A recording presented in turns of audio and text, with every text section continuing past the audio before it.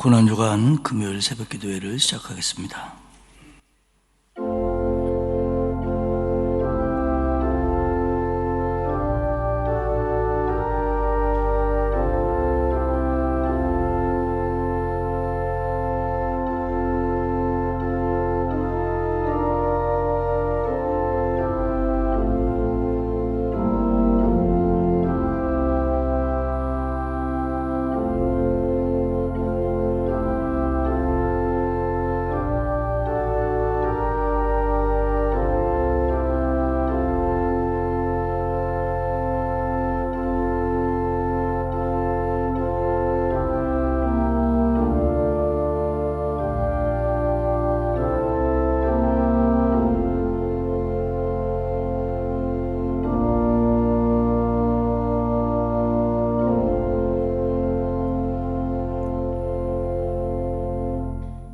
예수 그리스도를 보내주시고 십자가에 달려 죽게 하심으로 나를 구원하신 하나님의 은혜와 사랑 진심으로 감사를 드립니다.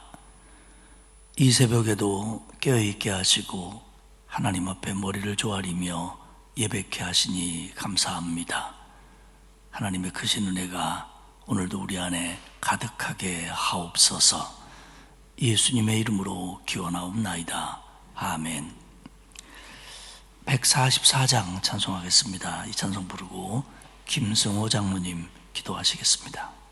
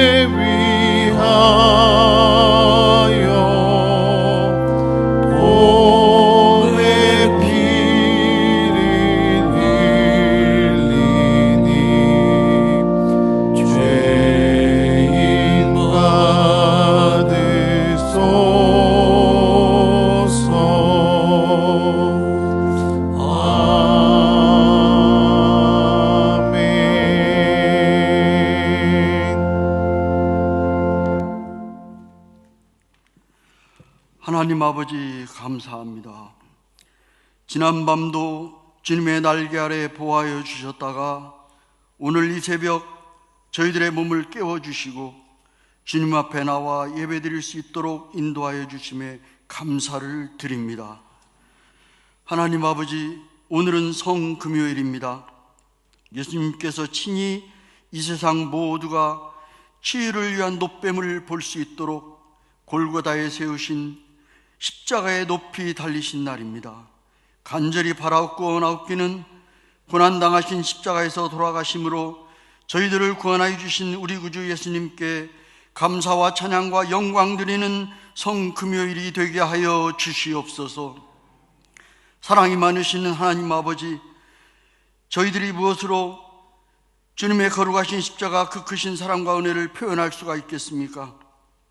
주님 앞에 나온 이 시간 주님께서 저희들을 구원하여 주시려고 천국보좌 버리시고 저희 인간들인 사람들과 함께 사신 주님의 지상에서의 생활과 주님께서 저희들에게 행하신 사랑에 대한 기록들과 저희들을 위해 습관에 따라 기도하시는 주님의 기도와 저희들을 도와주시려고 힘써 영원한 생명의 말씀을 해주시려고 베풀어 주신 한량없으신 은혜 다시 한번 기억하며 더 깊이 주님께 감사드리는 저희들 되게 하여 주시옵시고, 예수님께서 십자가에 달리신 것이 얼마나 소중하며 얼마나 감사하고 귀하신 일이라는 것을 삶으로 늘 고백하며 살아가는 저희들 모두가 되게 하여 주시옵소서.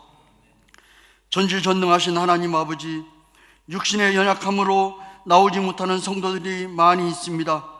하나님께서 피 묻은 손으로 안수하여 주셔서 그 모든 약함을 강하게 하여 주시옵소서. 부족함을 채워 주시옵소서. 주님의 능하신 손길로 온전함을 회복하게 하여 주시옵소서. 이제 이덕한 담임 목사님, 하나님 말씀 증거하실 때 크신 은혜 주실 줄 믿고 예수님 귀하신 이름으로 감사하며 간절히 기도드리옵나이다. 아멘.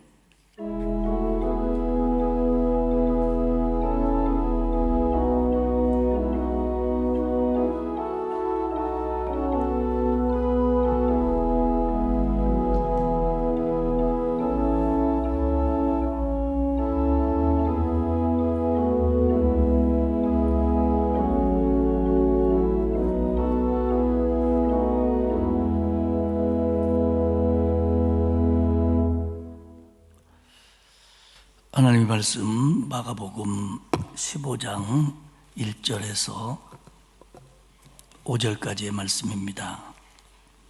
그리고 12절에서 15절까지 교독하도록 하겠습니다. 먼저 15장 1절에서 5절까지의 말씀입니다.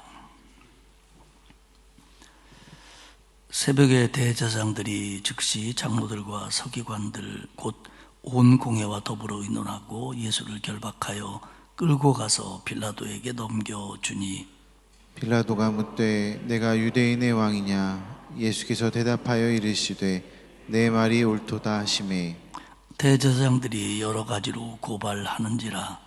빌라도가 또 물어 이르되 아무 대답도 없느냐? 그들이 얼마나 많은 것으로 너를 고발하는가 보라 하되. 같이 읽겠습니다.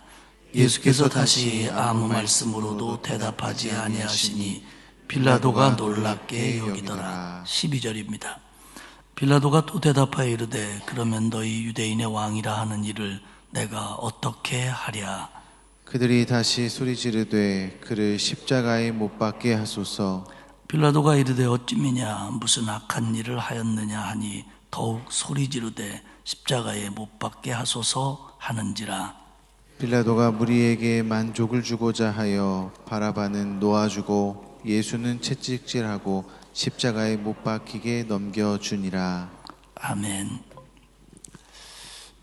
고난주간 한 주간이 꽤 길죠.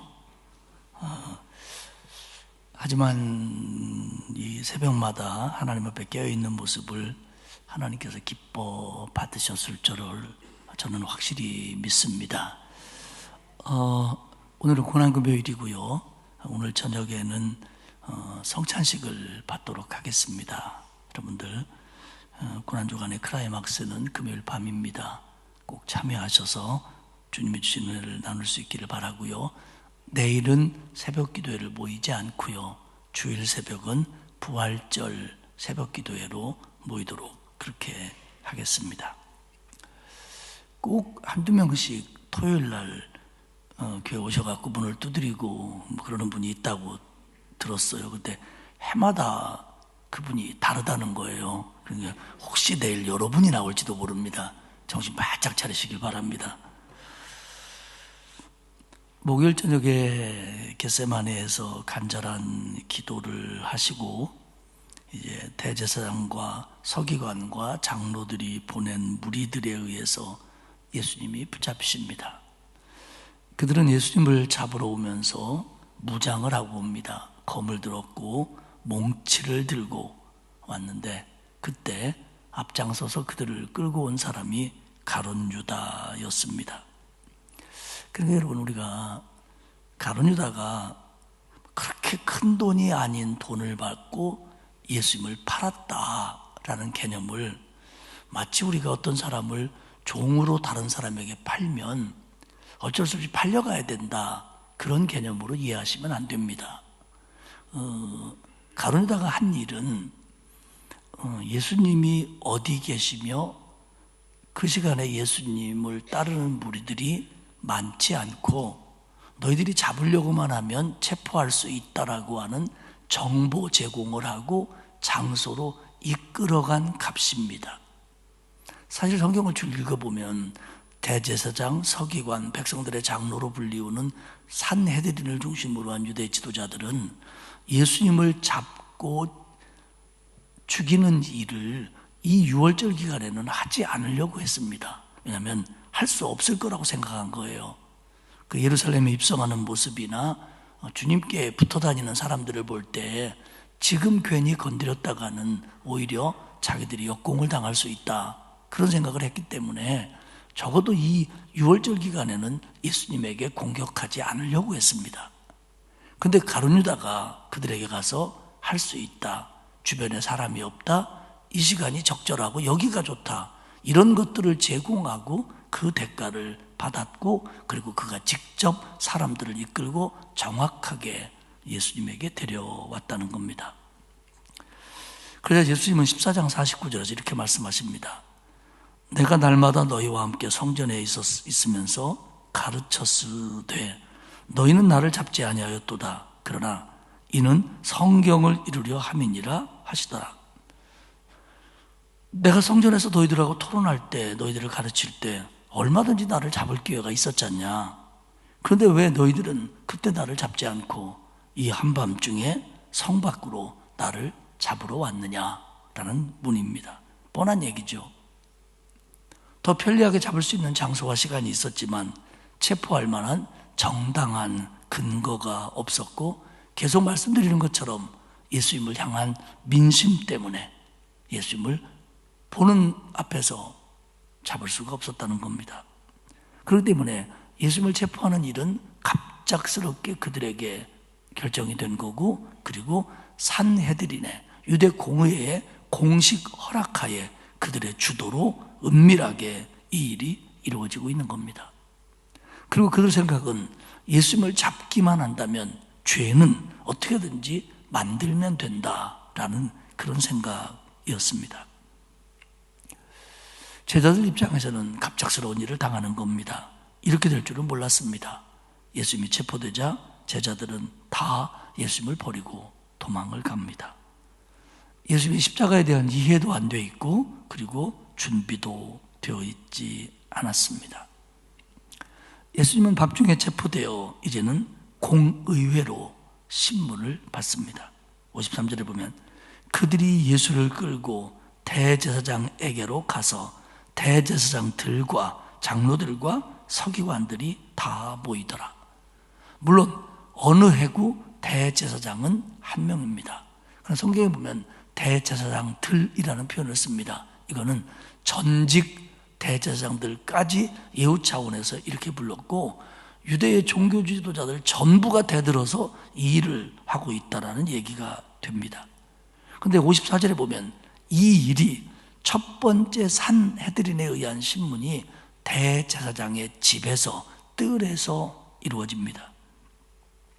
성서학자들의 말에 의하면 유대 공회가 모이는 공식적인 장소가 있었습니다. 그렇기 때문에 정말 이게 정당한 신문이었다면 유대 공회가 모이는 공관에서 모였어야 될 겁니다. 그런데 대제사장의 집으로 간 것은 이 일을 은밀하게 비밀스럽게 예수님을 지지하는 사람들 모르게 이 일을 행하기 위해서 밤중에 갑자기 은밀하게 이렇게 행해지는 겁니다. 그래서 55절에 보면 예수님을 죽일 증거를 찾지만 그들은 허사였습니다. 거짓 증인들도 내세워봤지만 그 거짓 증인들의 말이 서로 다르기 때문에 그 증언들이 증거력을 가질 수가 없었습니다. 아마 그들은 고민했을 겁니다.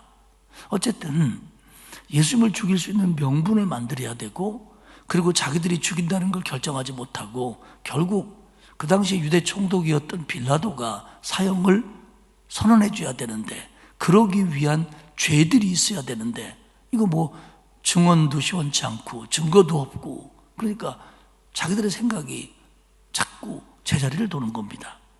이제 대제사장이 났습니다. 그들은 아마 모의를 했을 것이고, 이제 다른 것 말고 신성모독죄로 예수 그리스도를 몰고 가야겠다라는 생각을 했을 겁니다. 그래서 61절에 단도직입적으로 이렇게 묻습니다. 네가 찬송받으실 이의 아들이냐? 네가 하나님의 아들이냐? 네가 하나님의 아들 메시아냐? 마가복음 14장 62절에서 예수님 분명히 대답합니다. 예수께서 이르시되 내가 그니라. 인자가 권능자의 우편에 앉은 것과 하늘 구름을 타고 오는 것을 너희가 보리라 하시니, 인자가 권능자의 우편에 앉은 것과 너희가 나를 죽이지만 내가 부활하는 것과 하늘 구름을 타고 오는 것을, 내가 심판주로 재림주로 다시 오는 것을 너희가 보게 될 거다. 그러자 대제사장은 잘됐다는 듯이 옷을 찢으며 오발을 하며 이제 더 이상 증인이 필요 없다.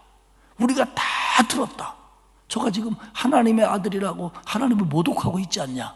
저건 사형에 해당되는 자다.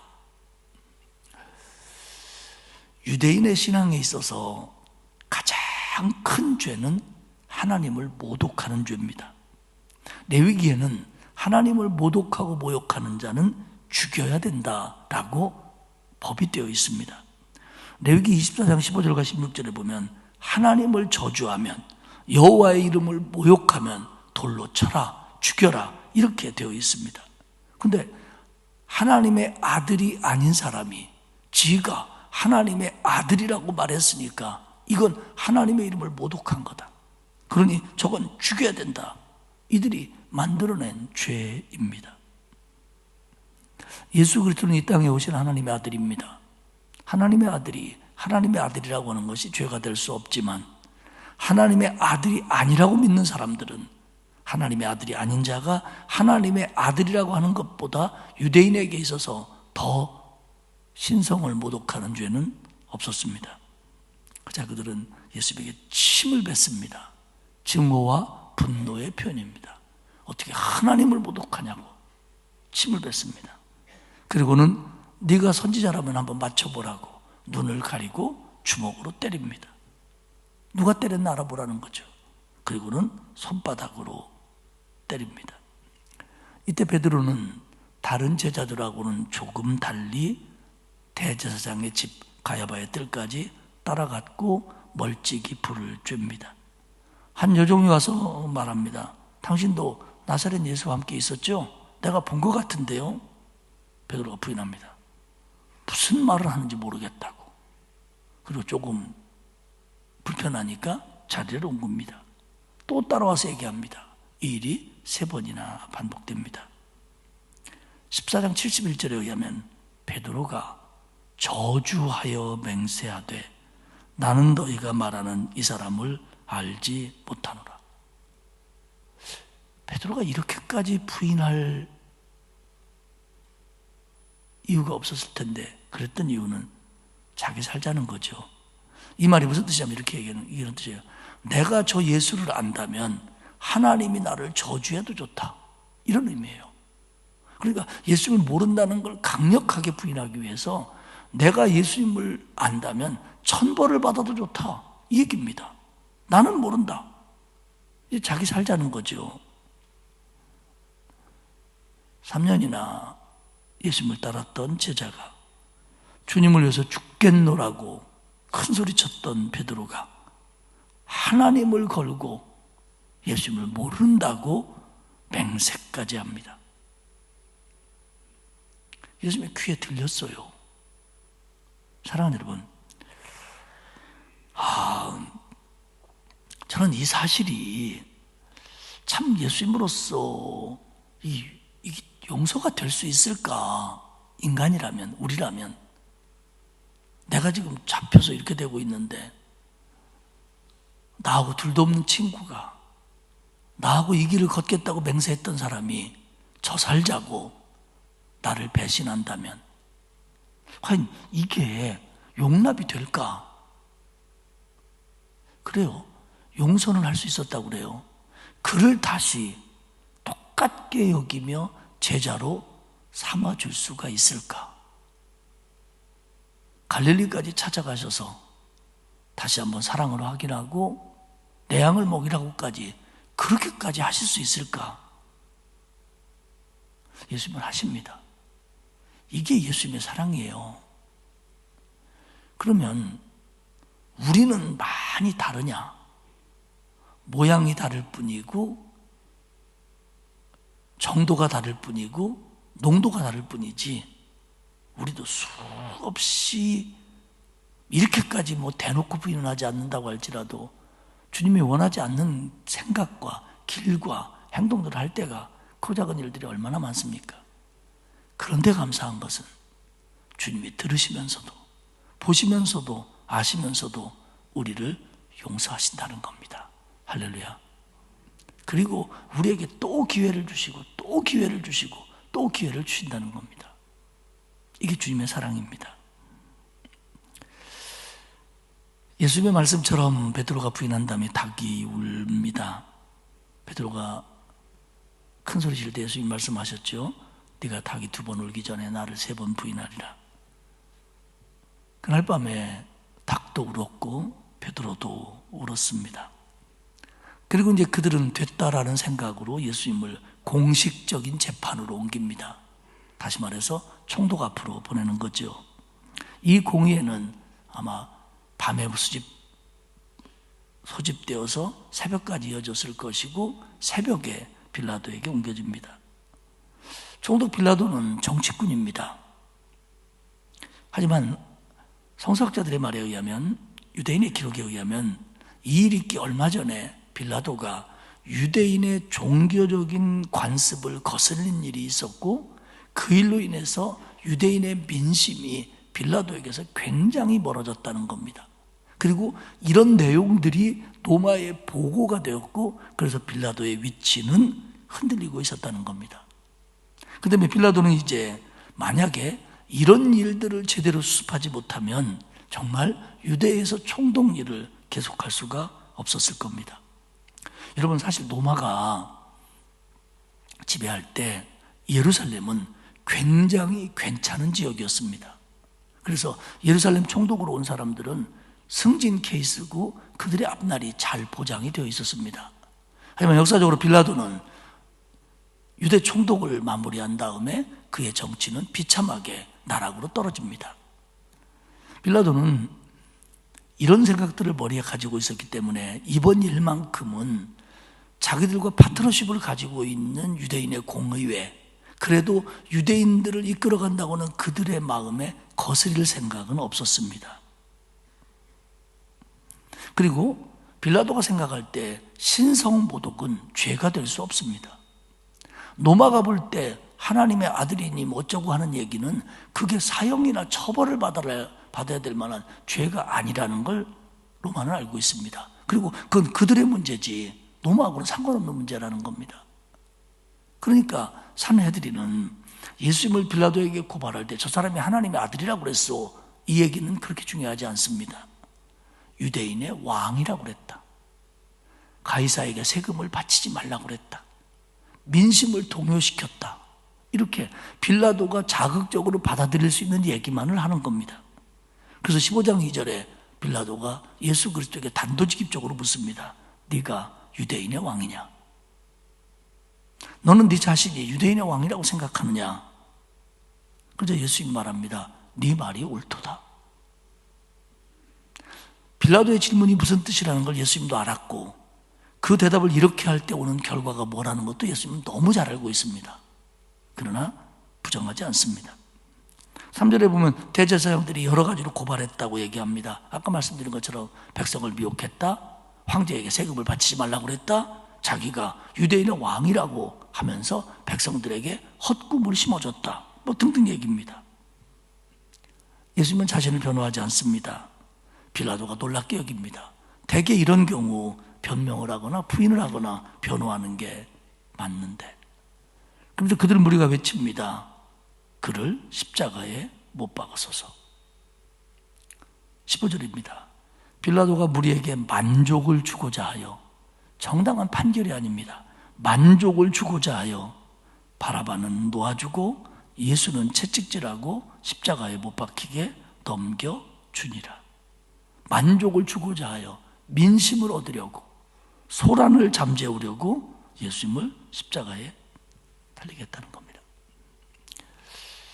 성서학자들 사이에서는 그렇게 많은 군중들이 예수님이 예루살렘에 입성할 때 호산나를 부르며 종려나무가지를 흔들며 좋아했는데, 그들이 어떻게 갑자기 예수님을 십자가에 달려 죽게 하라고 돌변했느냐에 대해서 여러 가지 의견들을 내놓습니다. 그러나 우리가 생각해야 될 게 뭐냐면, 이게 지금 밤중에 체포되었고요, 새벽에 신문되었고요, 속전속결로 은밀하게 오전 9시에 예수님을 십자가에 못 박습니다. 그러면 골고다까지 가는 과정과 이 재판이 진행되는 과정은 굉장히 꼭두새벽이었다는 겁니다. 예루살렘 사람들은 잠 안 잡니까? 그러니까 많은 사람들이 잠들어 있었고 이 일이 지금 어떻게 진행되는지도 모르고 있었고, 거기서 예수님을 십자가에 못 박으라고 소리친 사람들은 유대 공의에 의해서 매수된 사람들, 아니면 예수님을 극렬히 반대하는 사람들, 그런 사람들이었다는 겁니다. 물론 예수님이 십자가에 달린 다음에는 온 예루살렘이 알게 되지만요, 결국 아침을 맞았을 때 영문도 모르게 예수가 십자가에 달려있는 것을 대부분의 예루살렘 사람들은 그때 알았을 겁니다. 예수가 십자가에 달렸대, 저기 달려있네. 그러면 그들의 생각은 어떻게 바뀝니까? 그러면 우리가 기다린 메시아는 아니네, 우리가 기대했던 메시아는 아니네. 왜? 그들이 기대했던 메시아는 힘있는 메시아고 노마를 물리치고 노마를 이길 수 있는 메시아인데, 결국 노마에 의해서 매달린 예수는 그들에게 메시아가 될 수 없는 겁니다. 그러면서 그들은 어떤 생각으로 이어집니까? 이제 우리도 몸조심해야겠구나. 그래서 제자들은 예루살렘 어느 집에 움츠려 숨을 수밖에 없었고, 많은 사람들은 예수님의 곁에서 멀어질 수밖에 없었다는 겁니다. 제자들은 도망쳤고 40절에 보면 여인들도 멀리서 이 광경을 바라볼 뿐이었습니다. 여기까지 얘기만 들으면 산헤드린의 승리입니다. 그들의 음모와 그들의 은밀한 짓은 성공했고 아주 깔끔하게 계획적으로 진행되었고, 그들의 눈의 가시 같은 거짓 선지자 예수 그리스도는 이제 사라지는 겁니다. 그런 줄 알았습니다. 그렇게 될 줄 알았습니다. 그랬다고 그들은 아마 축배를 들었을 겁니다. 그러나 하나님이 이기십니다. 예수 그리스도는 부활하십니다. 사랑하는 여러분, 이 세상이 어떤 때는 죄가 이기는 것 같고 악이 이기는 것 같고 악인이 이기는 것 같지만 절대로 그런 법은 없습니다. 하나님이 살아계신 한, 하나님의 진리가 존재하는 한, 사람은, 특별히 죄는, 악은 하나님을 못 이깁니다. 이기는 것처럼 보였을 뿐이고 이겼다고 잔을 들 뿐입니다. 우리는 이 사실을 예수 그리스도의 부활을 통해서 확신할 수 있기를 축복합니다. 우리의 인생이 때로는 신앙이라고 하는 큰 힘을 가지고 있는데도 세상에 지는 것처럼 보일 수 있고 여겨질 수 있지만 그건 착각일 뿐입니다. 하나님을 사랑하는 신앙은 세상에서 한 번도 진 적이 없습니다. 하나님을 바라보는 소망은 이 세상에서 한 번도 묵살된 적이 없습니다. 고난주간의 진정한 의미는 예수 그리스도의 고난을 내 마음에 새기는 것도 정말 중요한 것이고, 이게 이 새김이 깊으면 깊을수록 부활이 기쁘니까요. 산헤드린의 승리, 빌라도의 승리, 유대인의 승리, 그런 건 없었습니다. 이제 사흘이 되기 전에, 만사흘이 되기 전에 만천하에 예수 그리스도는 승리를 선언하며 부활하십니다. 사랑하는 여러분, 세상이 우리를 어렵게 만들고 때로는 비진리가 진리를 이기는 것 같고, 악이 선을, 죄가 신앙을 때로는 능가하는 힘을 가지고 있는 것처럼 착각되지만 결코 그런 일은 없습니다. 하나님이 살아계신 한 우리 모두 그런 확신을 가지고 부활의 주님을 바라보고 부활의 주님을 기다리는 저와 여러분이 되시기를 축복합니다.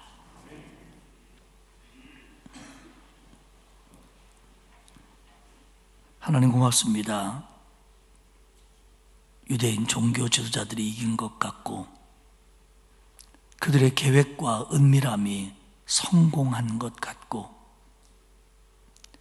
예수 그리스도에 대한 기대감들이 무너지고 있는 것 같은 고난의 날이었지만, 하나님은 예수 그리스도의 부활을 준비하셨고 승리를 예비하셨고 우리 주 예수 그리스도가 부활하셨음을 믿습니다. 인자가 하나님의 영광 중에 앉은 것과 세상을 심판하기 위해서 다시 오시는 것을 온 천하 만민이 볼 날이 다가오고 있음을 우리 마음에 새기도록 도와 주옵소서. 그 하나님이, 그 예수 그리스도가 나 같은 죄인 위해서 십자가에 달려 죽으시고 그들 보기에 처참하게 무너지고 지는 것처럼 보일 정도로 고난을 당하신, 그 아픔을 당하신 주 예수의 은혜를 다시 한번 마음에 새기며 감사하는 우리가 되게 하옵소서. 하나님, 주님의 고난이 우리의 견딤이 되게 하시고 주님의 부활이 우리의 소망이 될 수 있도록 우리의 신앙을 붙잡아 주옵소서. 이 새벽 우리가 드리는 기도를 들어주시고 응답하옵소서. 이제는 우리 주님 예수 그리스도의 은혜와 하나님 아버지의 사랑하심과 성령님의 감화감동, 위로 교통하시는 역사가 고난주간을 통하여 주님의 고난의 의미를 다시 한번 생각하며 부활의 산 소망을 다시 새롭게 하는 온 성도들 머리머리 위에 이제로부터 영원까지 함께 하옵시기를 간절히 축원하옵나이다. 아멘.